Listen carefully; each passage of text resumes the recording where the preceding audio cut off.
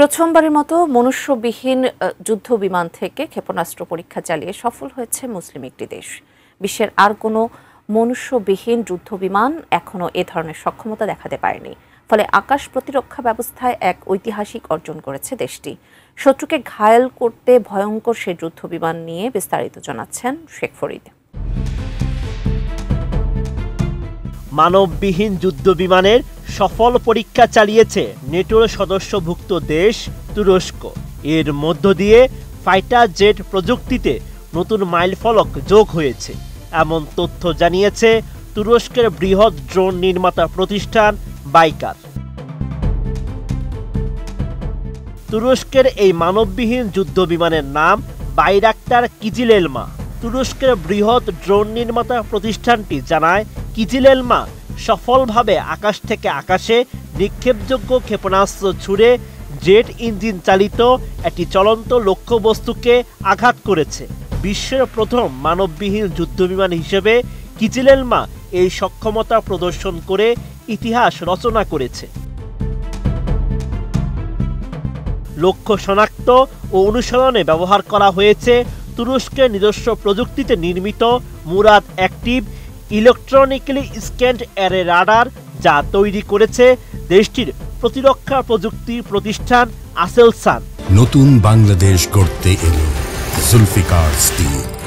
Zulfikar still, ইস্পাত দৃঢ় অঙ্গীকার। রাডার শনাক্তকরণের পর কিজিলেলমার ডানার নিচ থেকে ক্ষেপণাস্ত্রটি নিক্ষেপ করা হয়। এটি তুরস্কের আকাশ প্রতিরক্ষায় এক ঐতিহাসিক অর্জন। একই প্ল্যাটফর্ম থেকে দেশীয় রাডার এবং দেশীয় ক্ষেপণাস্ত্র ব্যবহার করে আকাশ যুদ্ধে কাজে লাগানো হয়।